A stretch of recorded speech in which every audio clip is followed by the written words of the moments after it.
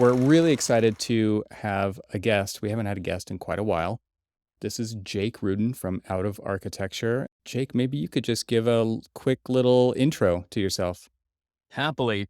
I'm wary of calling myself a recovering architect on a stage like this because there are a lot of really true architects listening to this podcast. I'm an unlicensed, architecturally educated, someone who has done architecture in the past. And currently, I work full time here in Portland, Oregon at the North American headquarters of Adidas or Adidas, depending on your geography. And I build houses for feet, AKA shoes, which is a really wonderful process and actually uses a huge amount of the tools that I garnered in my time, both in my undergraduate professional degree of architecture, my graduate studies, which were more design technology focused, and then into a very wide range of miscellaneous roles.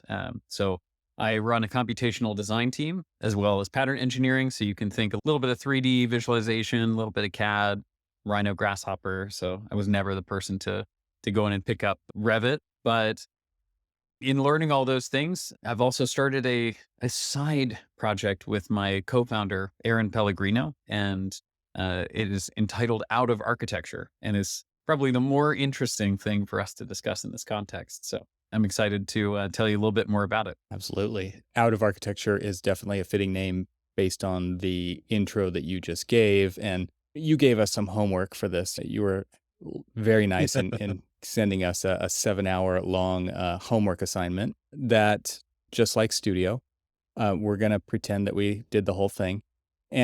And so we're going to fake it. Yeah, Cormac. Way to go, Cormac. The audiobook was fantastic, well read Yeah. by you, which was very cool. I mean, both of us listen to a lot of audiobooks as well as podcasts, right? Especially Cormac's on the road a lot, so he's always listening, looking for the next great audiobook. The memories just started flooding back to being in architecture school. You captured it really well, and I think as a device, I don't know what else to call it, as like this literary device that you use to really bring us into the meat of the book. It was a fantastic way to get started. And you tell some really fun stories, like the story about the cube. Oh my gosh, that was like, we had to make a 9-inch cube perfectly out of basswood. And the little nuances that you captured in telling those stories, it's fun. And I think there's a lot of analogies and similarities to the show that we have here, having done this now for 10 years. And for you to say you're a recovering architect and being the age that you are, yeah, it's not fair. You can't say that. But but here we are, and I think a lot of those kind of shared cultural stories, the shared history that we all have, no matter where we went to school, of design studio and like going through trial by fire of that experience. It really was a great way to kind of introduce the readers to the book. And I assume, again, I have not done my homework. It's just, it begs you to then say, well, look where we are and why are we here? And on some level, it's very obvious why we're here. And on another level, it's like, why do we accept why we are where we are?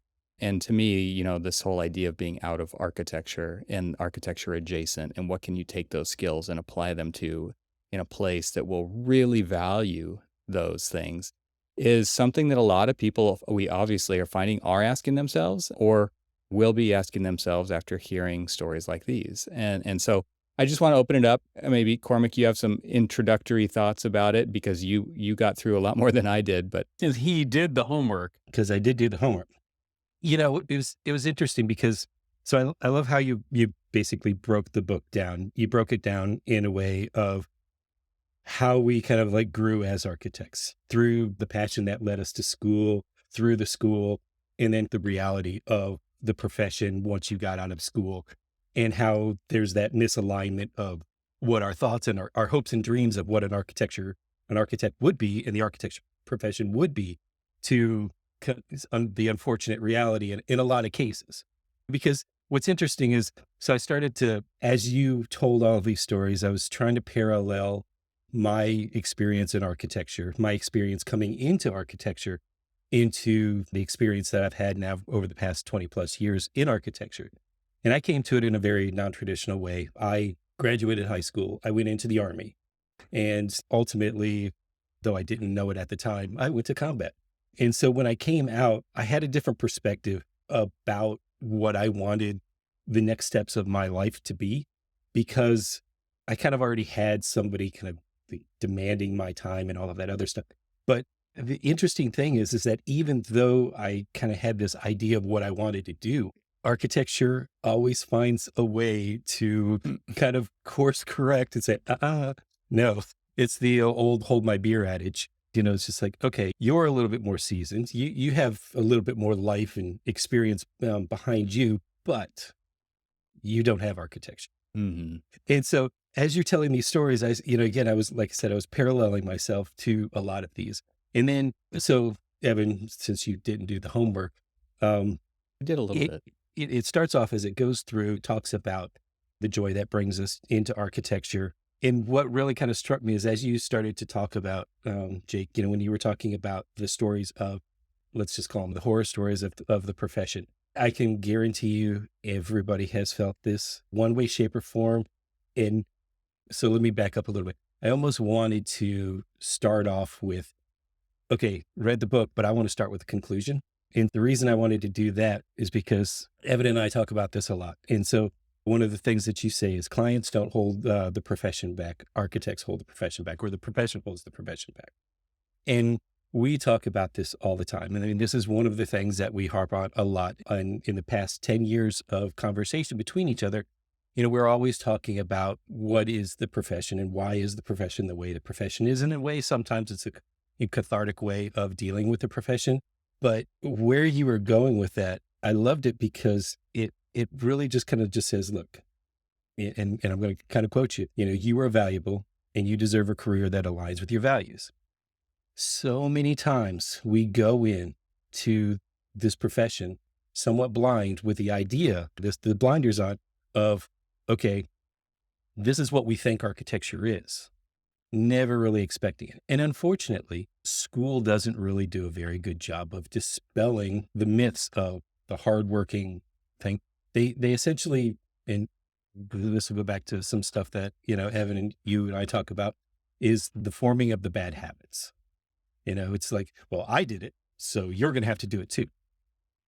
And we never really truly learn our value or the value of the profession, either until it's too late and you get frustrated and you want to try to roll out, or you just feel like, what can I do? I can't do anything. I'm just stuck. Yeah, absolutely. Well, I'm very pleased to hear that you both took away very different things and also, really enjoyed the book. I mean, for context for the listeners, Aaron and I wrote this book about 3 years into the formation of Out of Architecture. So Out of Architecture began kind of with this, individual client consulting after being asked the question, how did you leave the profession? Why would you be hired at a place like Adidas? Or, Aaron is a licensed architect. She runs her own practice. My wife, who is the third contributor to the book, is now running a vineyard here in Oregon, which is a spectacular next step for any architect. But I think ultimately, we had these experiences and we started to gain these experiences helping others. And it became, as you referenced, clients. We support clients. We've had people from still in school all the way to, actually, we have a client now with 54 years in the profession who is looking to make a change. But very, very common to have mid-career professionals, 15, 25 years of experience. And I think it's interesting, Cormac, what you said, you actually have boot camp experience. But one of the comments we make with really little or nothing to back it up in the book is that architects do have that kind of bond, and whether that is at the same level of intensity as someone who's been in combat together, I really can't say. But ultimately, I think what happens is you have 5 years of assumptions you can lay against another architect, knowing that they went to school and had the same experiences. And it's incredible that this transcends generations of architects, that we can, I can say 9 square grid and people get, hairs standing up on the back of their neck because they can feel those projects. They understand the context.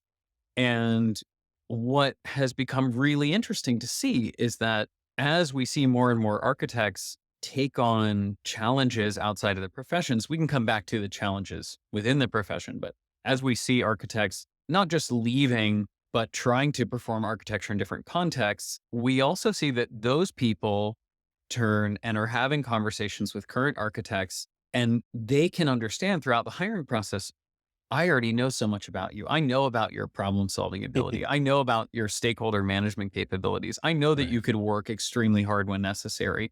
I understand that you're going to be able to push the boundaries, that you have autonomy, that you have this wildly complex set of skills, maybe not complete specialist. I think a lot of architects, when they leave, they worry that, well, I'm not like a unique expert in one area, Right. right? And we can, again, that's a topic that maybe we'll touch on, but it's so fascinating to see this camaraderie of ex architects, supporting, whether it's architects staying in or adjacent to the profession or leaving altogether.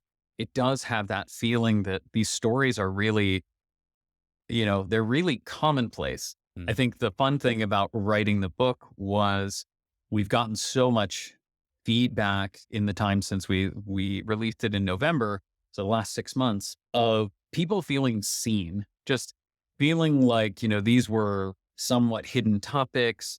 There are narratives in there about you getting stabbed in the leg at work with an Exactum, or, I mean, which is an unfortunately common experience. Or, Yeah. I have Yeah. a, It a really is. story about, getting sued for trying to take work for my portfolio, or, having Yeah.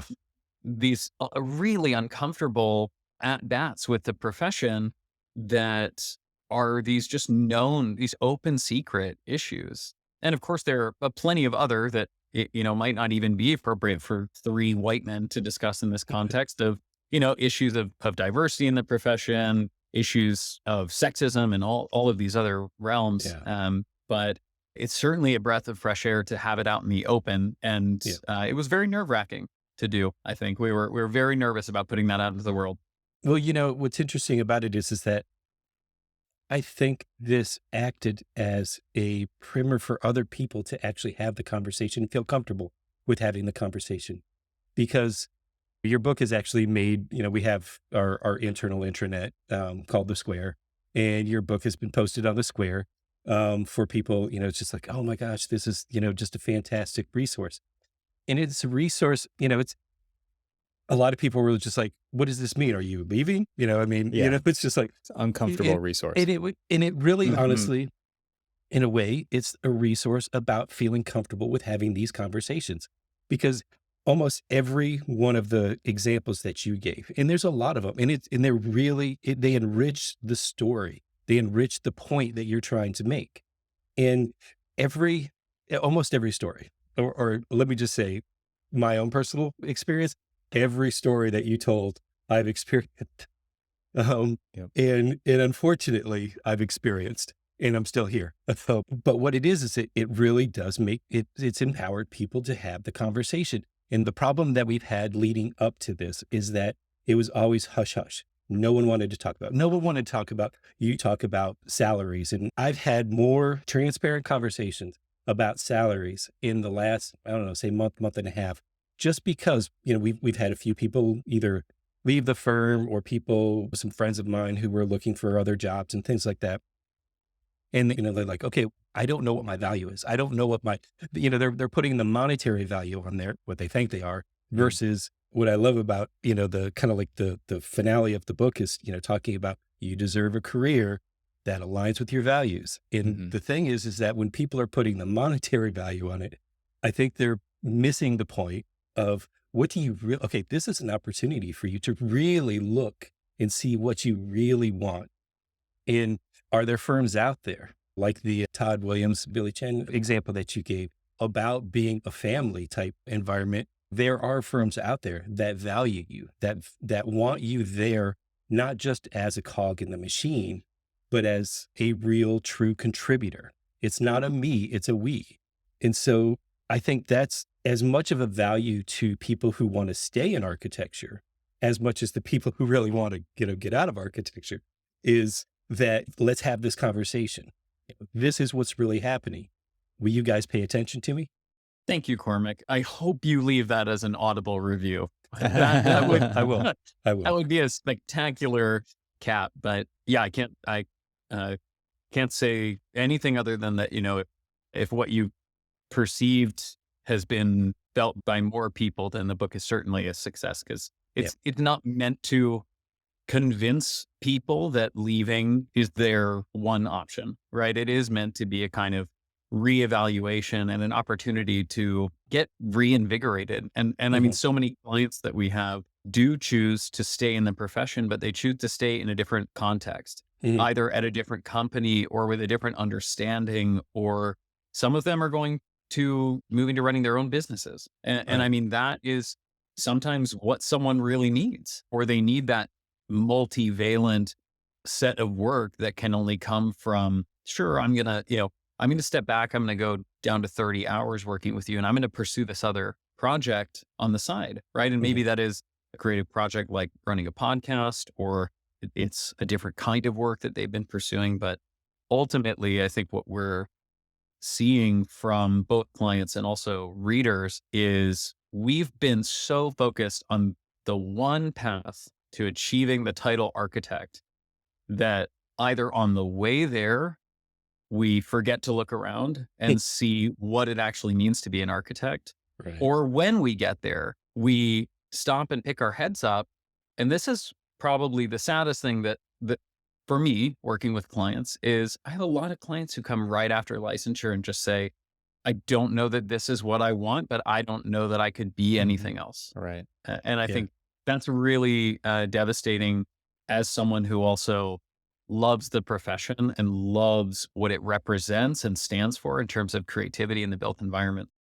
The idea of sunk costs into an Hmm. education, into licensure, into all of the things that you have to do to, it used to be called IDP, right? It was like Hmm. you have to have all these hours, you have to have them signed off by mentors, you have to, in all these different categories. And then to your point, it's like, I don't know that I could be anything else because I Hmm. feel trapped. I mean, that's the rest of that sentence, right? Yeah. Because if it's, and you talk about the idea of it, we have to get away from the education system being about just drilling into people that this is a calling, because there's a lot of people who don't feel like it's a calling at all, but Right. they're there suffering through something because they've invested so much, and that is never reciprocated by the profession itself or by the people that they work for or by the companies that they work for.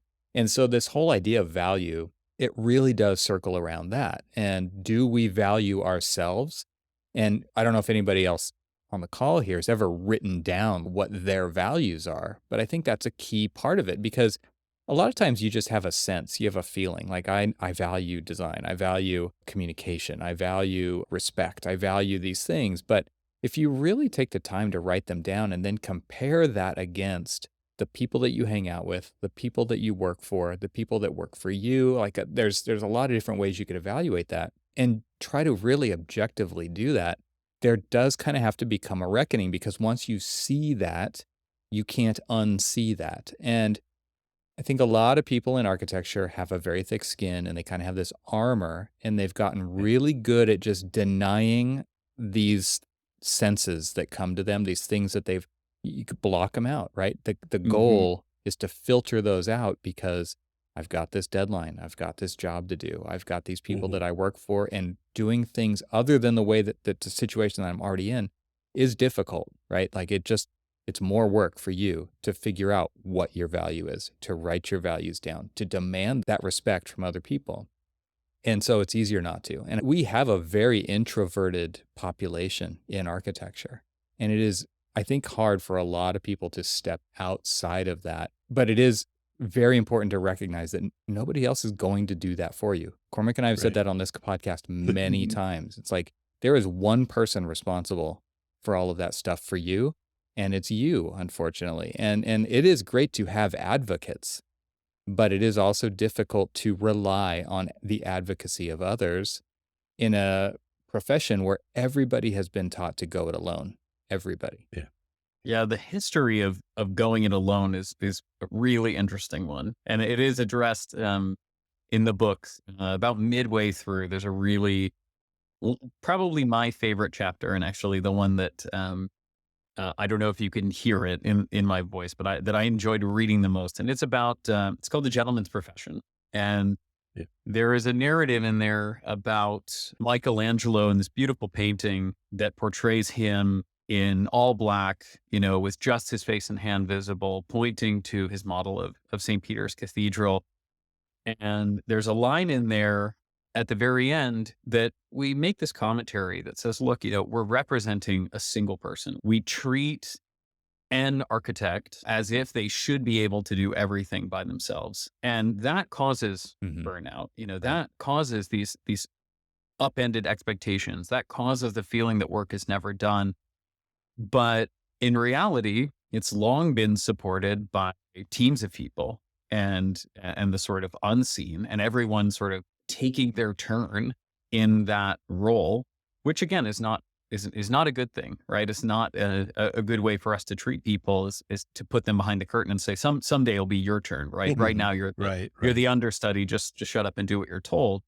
But that line at the end is, woe betide the lowly craftsman whose contributions are relegated to history, if ever acknowledged at all, something to that effect. And I love reading old books, so it felt really good to read something in that language. And yet at the same time, it really does point to, woe is this person who just toils away in the background and is not thinking of their own creative fulfillment, their own need to feel valued.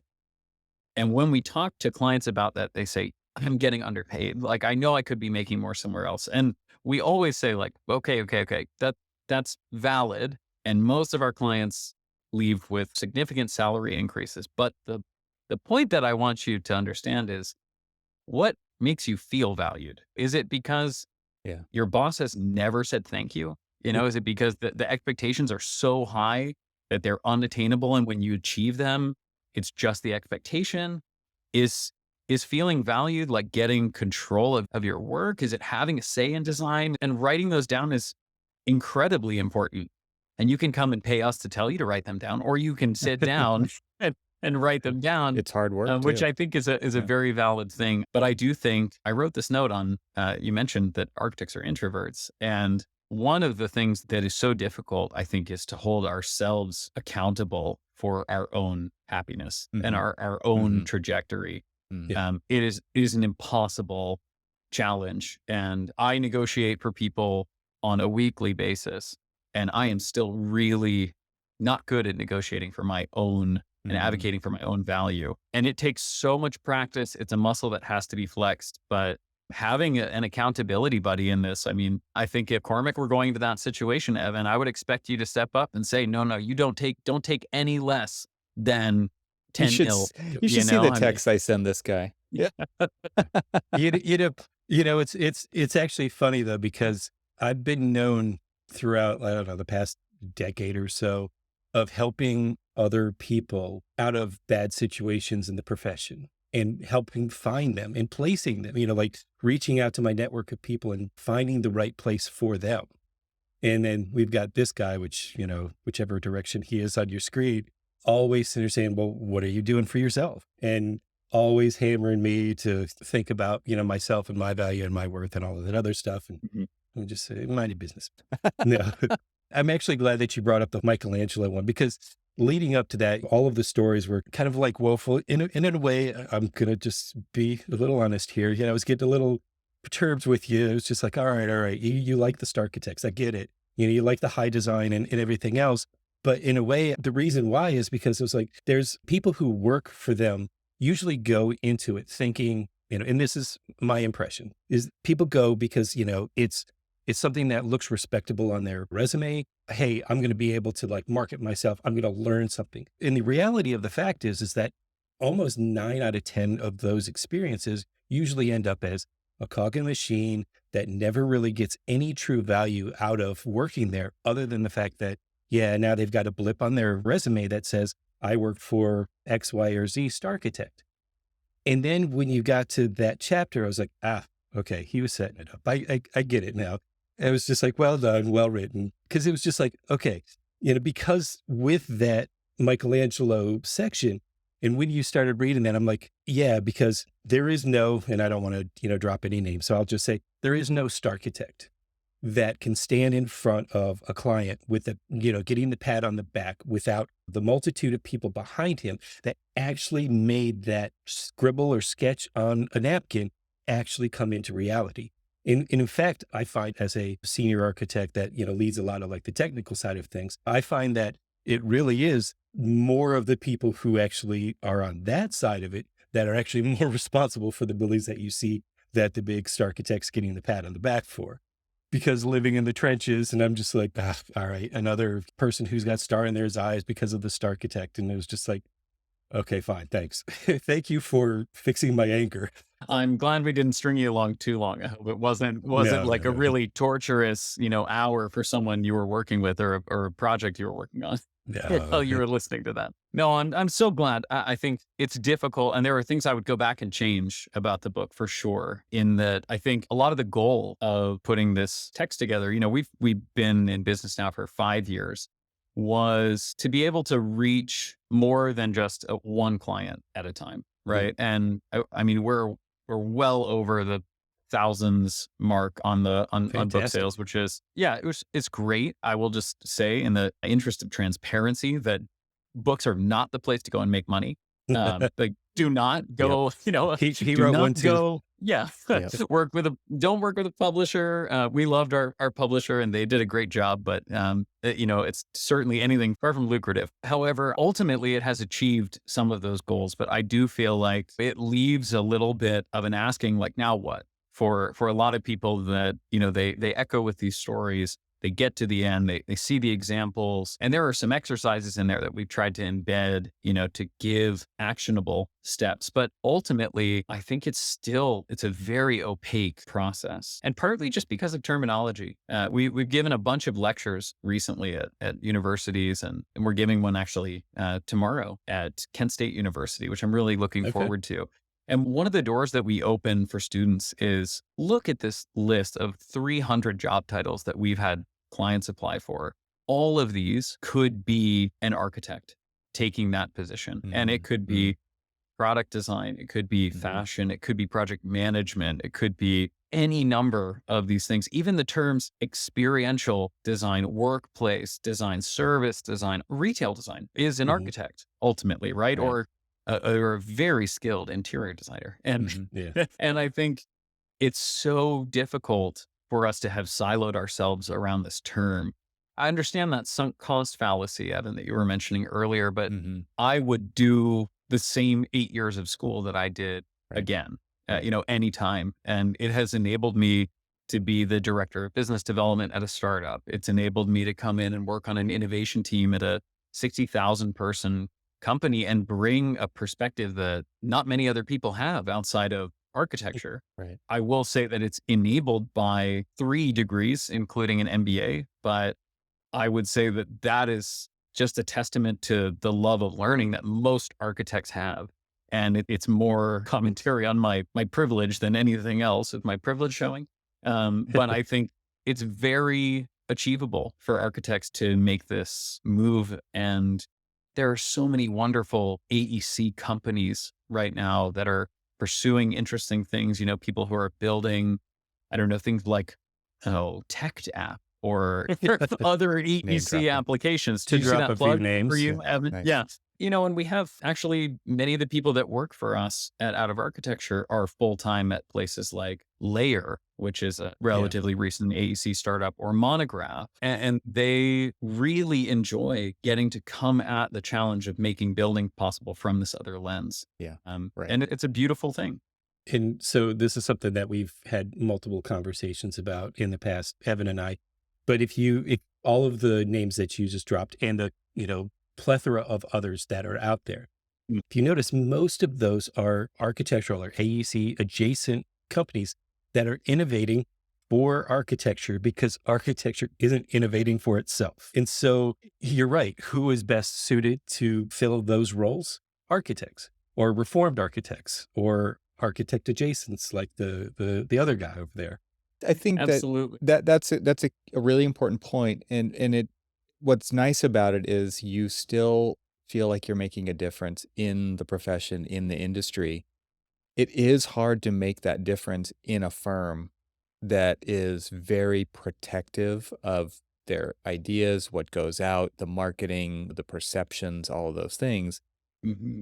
It feels to me like you can actually have more impact on what I say is stop working in the profession and start working on the profession. It's easier Hmm. to do that outside of an architecture firm. And a lot of firms don't understand why that is.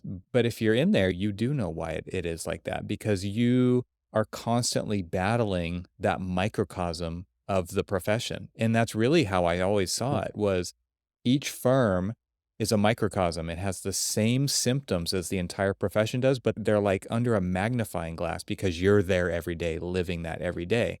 And what's interesting is if you go out to another firm, you realize same day, same problems, right? Like different day, same Yeah. problems. It's Hmm. very interesting the shared cultural issues that we have as a profession that even though these firms don't necessarily talk to each other, they have the same embedded issues. And I think a lot of that has to do with the education system, the licensing process, the way our projects are insured, the way contracts are written, the way low bid, it's like all these things pile on top of each other and they really encapsulate our profession and they encrust it Hmm. so that it this crystallized, it's not fluid, it's very crystallized.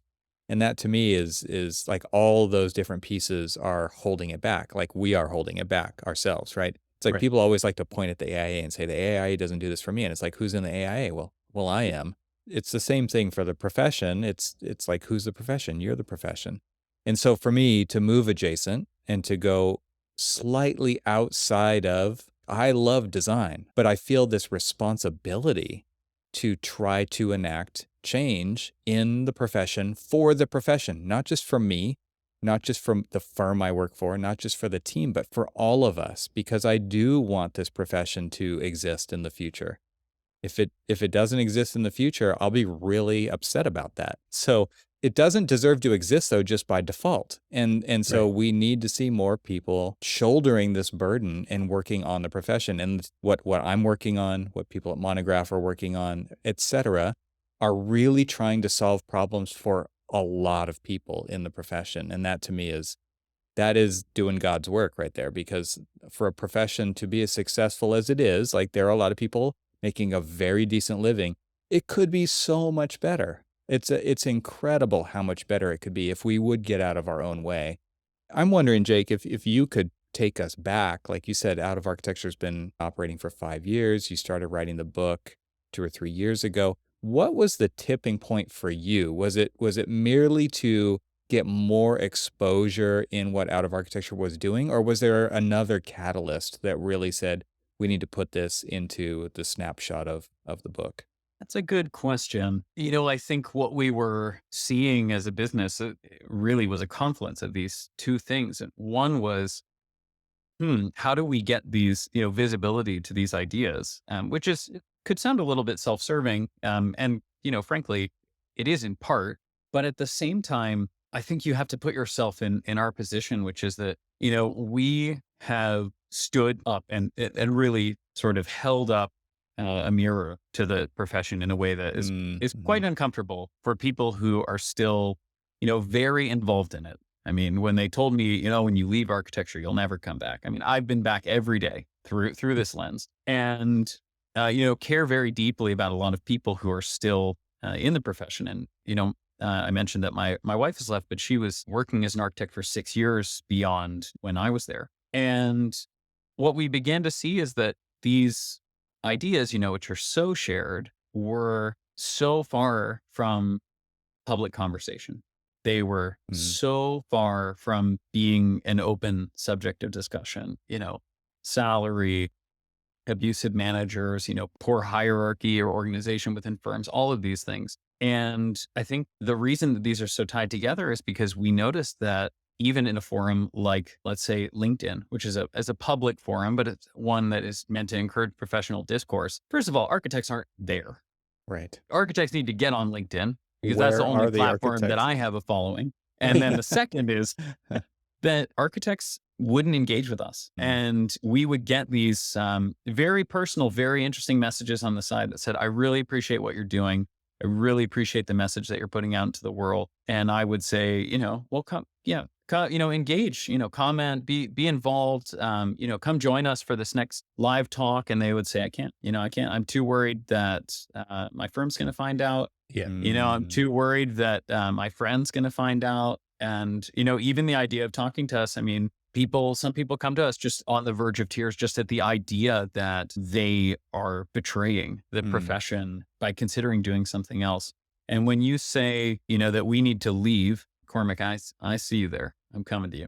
But when you say that we need to leave in order to make change, the business of architecture that is enabled, quite a bit by the AI, has a lot to be at fault. I mean, the billable hours system means that there isn't really, as much as many firms would love to promote innovation, there's just not time in the day set aside to do that. So come on, Cormac, join in. There's this whole factor of, it's just like, okay, Cormac, you're going to be billable at least 80% of your normal hours. Jake, you're going to be, sorry, you're just starting your career, you're going to be 100%. You've got to be butt in seat, 100% running there. And Mr. Principal over there, you got to be at least billable, I don't know, maybe 50, 60%. I don't know what yours was at the time before you left. But I want to rewind just a little bit. So you go back to talking to other architects who, say, yeah, I love what you're saying, but I don't want to get involved with this discourse because I don't want to have the perception of, oh, I'm unhappy. Put a target on your back. Right? Exactly. I'm talking to a guy who helps facilitate people's parole from the, and so they don't stop to at least ask themselves, okay, why are people considering leaving? What is the problem? Why is it that people are looking elsewhere, looking for that greener grass? It's a systemic problem that we just don't seem to address because we don't want to have that discourse with people. We know what the problems are. We just, are very, very hesitant about trying to fix them because we're worried that, oh, you're just going to be a rabble rouser. You're just, trying to upset the apple cart and, and we can't have people, having that kind of like discourse, so you're the problem. Let me give you an example. I was talking to a friend of mine who, was recently, they left the firm that they were working for. Exceptional person. They went to a different firm. But once they left the firm, as everybody knows, the conversation is, oh, why did that person leave? Oh, well, they weren't performing here. There's some excuse about why that person was the problem versus why the organization or the profession is the problem. And so there's always this, it's not me, it's you. It's a justification. Exactly. Some other way to justify it. Very interesting. As a hiring manager at Adidas, I am constantly faced with the challenge of retaining talent. And very infrequently is it anyone's fault but the organization's that they're not creating opportunity for people to grow, to enjoy themselves, to do these things. And of course, there are plenty of folks who want a free ride. That is definitely true. But to point to someone who's made the choice to leave and find something better and to chase them out the door with that is just, I think, to your point, Cormac, when we are afraid that someone's going to find out, the real question we should be asking is, why are we afraid? Like, what kind of disgusting workplace are you in that you can't have an open dialogue about, things like how to improve onboarding and open communication and better project management and time management and, all of these things should be up for grabs. People should want to solve them. There's 3 different things that I'm thinking of here. I'm going to try to remember all 3 of them as I go through this. But the first one is that when people are having those kinds of justification conversations, I've also heard the other side of that, which is they're going off to do this other project type. They're going off to work for this other person. They're going off to work for this other firm, whatever it is. Good for them. Like, that's good for them because they need to develop in these other ways. And I always shake my head because it's like, you couldn't find other ways for them to develop in the company that they're already in.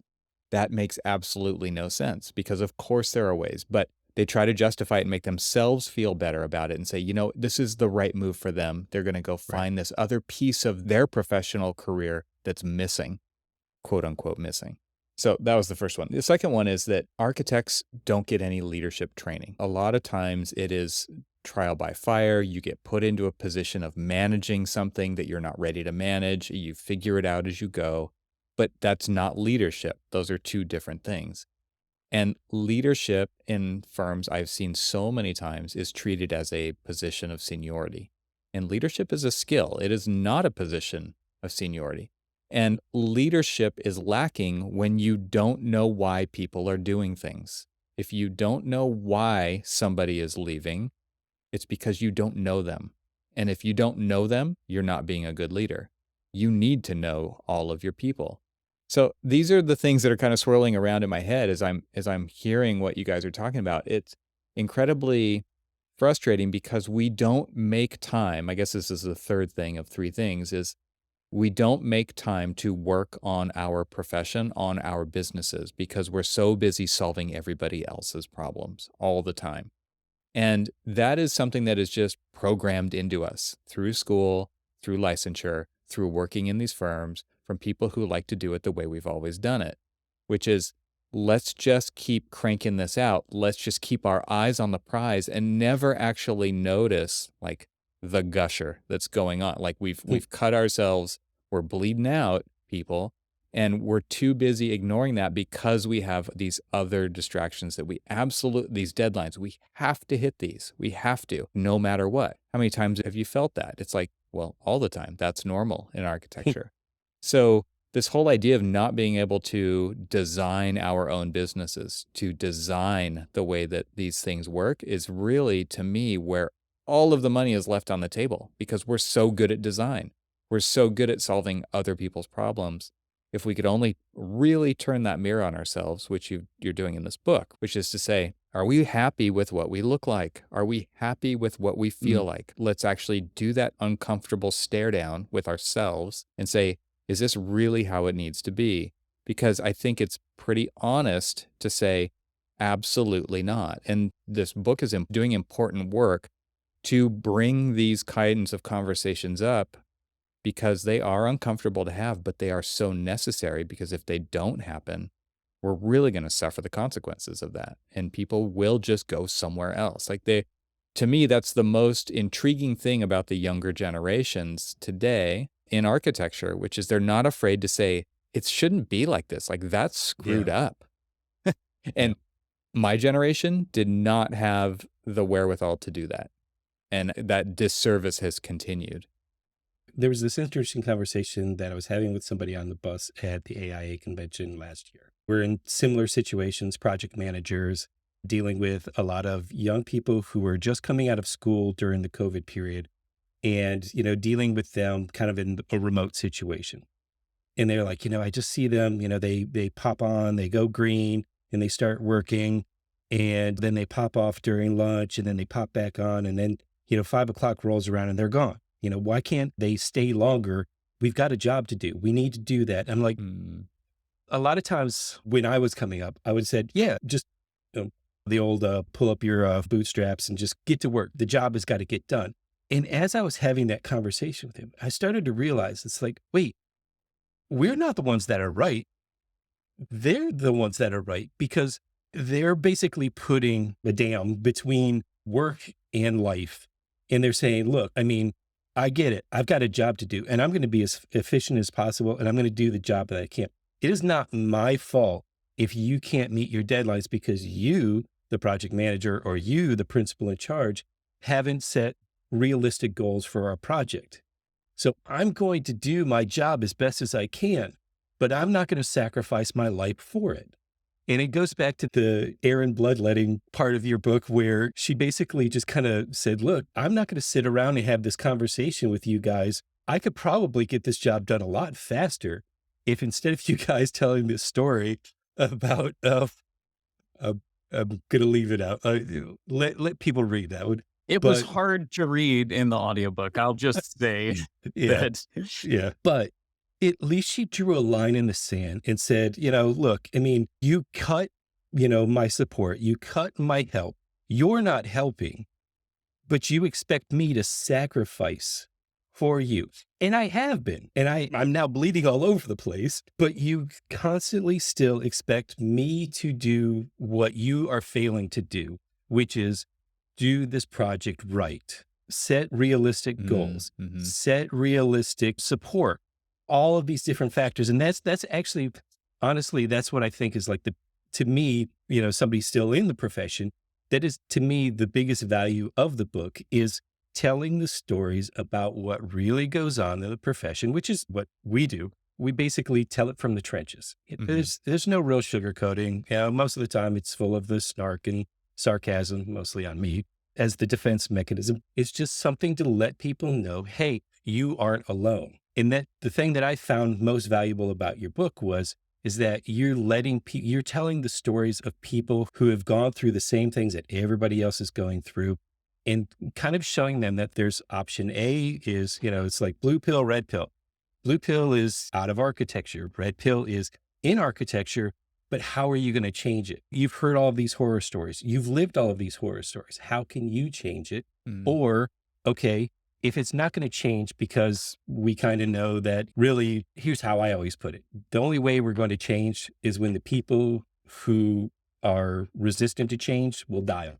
Yeah, we've said that quite a few times. And it's an unfortunate fact that they're not going away. And unfortunately, they're kind of recreating bad habits by forcing people to live their bad habits. It's like, I was treated poorly. I'm going to treat you poorly. I want you to treat Jake poorly. Jake, once Evan starts this new job, I want you to treat him poorly. And that's just the systemic problem that we sort of have. And so the good thing about it is that if you share these stories and you say, okay, what are you going to do about it? Yeah. Where is the value in you?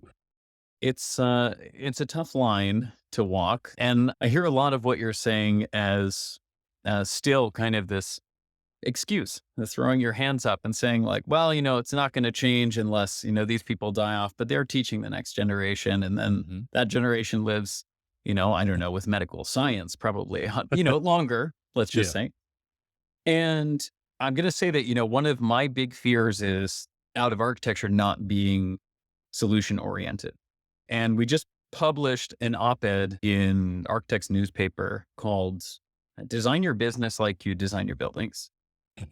And this has in it a lot of the points that Evan was making or circling around about architects not making time to design their businesses. And also almost word for word, a line that Evan said earlier in the podcast, which is, if your business cannot sustain itself without the unpaid labor of others, it doesn't deserve to exist.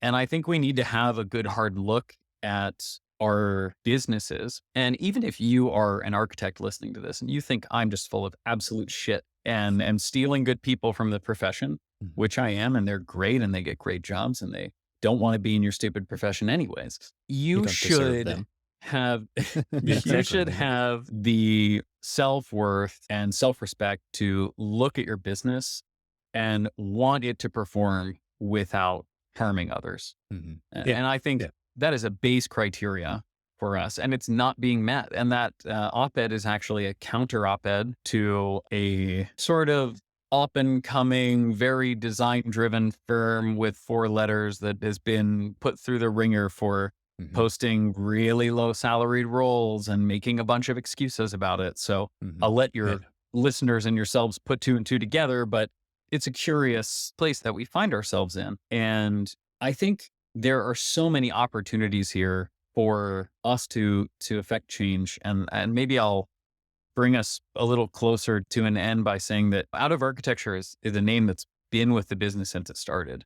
And of course, the first thing that people think is, oh, out of architecture, you get people out of architecture.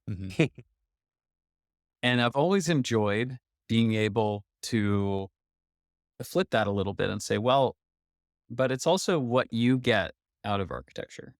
It's also what you bring with you, what you carry forward, what you feel from architecture. And if that is abuse and distrust and, an utter disdain, then yeah, maybe you do need to get out. But if what you want to get out of architecture is something that you can find or make or change within the context of the profession, that do it. Absolutely. I know a lot of Yeah. good firms. I know a lot of amazing designers who also happen to be licensed architects. And those two things do not need to be one and the same.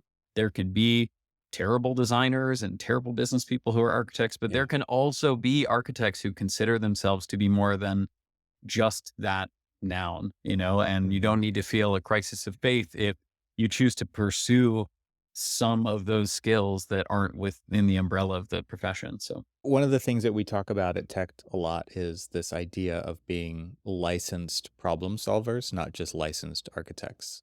And there are so many businesses out there once they see that value, and they may not have experienced it yet, but once they do experience it, it's like, I've got to have that. I've got to have that on my team. And it could be your city council. It could be so many different things where every one of these things would benefit from having an architect sitting at the table. And to think of ourselves beyond buildings with shoe design, fashion, software, planning, so many ways that things are just constantly in flux and changing in the way that we solve problems. It's just that you bring a skill set that nobody else is trained for. Nobody. And so if I could just leave that piece out there to say, like, that's where your value is, and that is worth so much to so many people. If you're not being valued where you are now, there are places out there that will value you.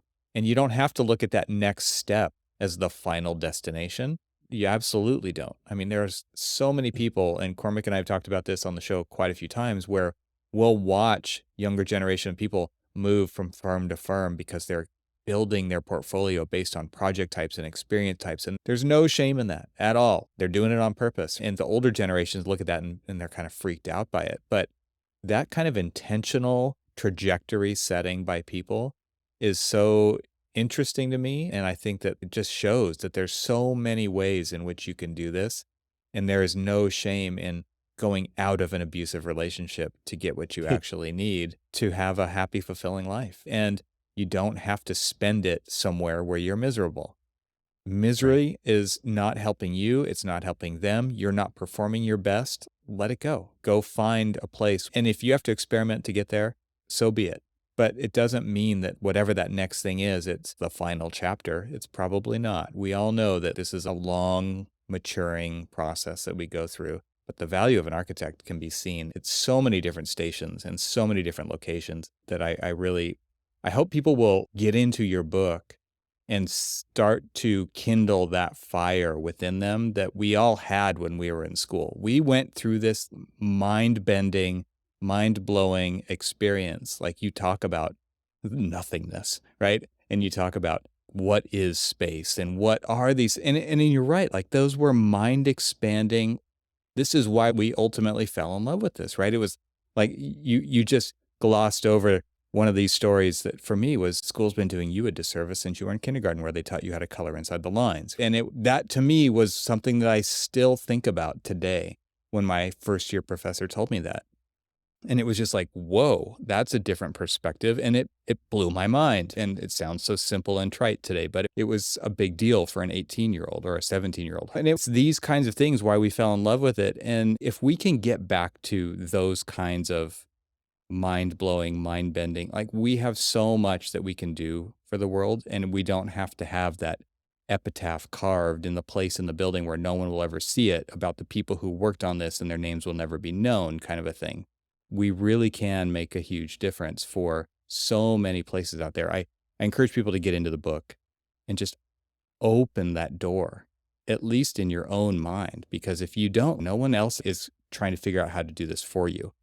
So encourage you all to get into Out of Architecture book and check it out. You're doing a service for the profession that it's medicine that they don't want to take, that we don't want to take. But I think it's an important treatment because not everybody needs to be here. There's no other way to say it. Not everybody needs to be here. And that, Jake, is his Audible review. Beautiful. They're Beautiful. both I'll give beautiful you the reviews. access to the original recording here. Well, thanks for joining us today. This has been fun. We'll include all the places to go in the show notes, but is there anything you want to add in here at the end just to really drive it home where people can go find out more about what you're doing? Yeah. So we have, had a pretty open system for a very long time. And we've got 5 advisors now. We've got a whole team of people who are really interested in having these conversations. So if you want to spend a half an hour chatting with us, please, come on over. We do scheduling all through the Out of Architecture website, obviously, outofarchitecture.com. I think our socials are split between Instagram at Out of Architecture and LinkedIn, where you can find both myself, Jake Rudin, and Aaron Pellegrino, my business partner. And you're welcome to come and connect with us and have a conversation. The only other place that might be appropriate for this audience is we have a podcast. And what's interesting about that is it is narratives, stories, interviews with people who have left the profession, who have made a transition, who talk about the beautiful things that they've taken out of those experiences and some of the, the more horror stories, reasons of why they've left. And that's called Tangents. You can find that wherever you find your podcasts. And we'll be starting season 2 of that actually in May of this year. So that'll be an exciting new round of people to interview and stories to tell. And you guys also have been speaking. Yeah, we actually hosted a symposium this year. It was one of our first kind of big Out of Architecture events. And we had Cameron Sinclair, the founder of Architecture for Humanity, who wrote Design Like a Give a Damn, say, that architects are the only ones getting in architect's way. We had talks from people who are the director of product at Kayak for UX design, who are using their architecture design skills to build out anti-racist platforms, who are building base architecture and studying microbial architecture systems. So it was fun. It was a place to celebrate these architects that are out in the world making amazing things. If anyone can hook me up with, there's a couple of architects I'd love to speak to still. I think Neri Oxman's on the list. I'm emailing with Tinker Hatfield, who's one of the original Nike designers, who is also studied architecture and sort of infamously comes from there. But it's amazing how many architects you see out in the world. I think Ice Cube studied architecture, the rapper. But say the actor, rapper / personality, and Weird Al Yankovic. Weird Al, if you're listening to this podcast, come find me. I'd love to have you on Tangents. And David Byrne of Talking Heads. So yeah, there's some great people out there. Well, thanks, Jake. This has been fantastic. We'll put links to everything that you just mentioned in our show notes. And again, thanks so much for taking the time and for writing the book and for doing what you're doing. Thank you, Cormac. Thank you, Evan. I really appreciate the chance to be here. And yeah, I'm looking forward to seeing the evolution of this podcast and also the work that you're doing to help people find new roles and products that you're building. So it's exciting to see architects come together in these different forums. Thanks, man. Well, thanks. Appreciate it. Thank you.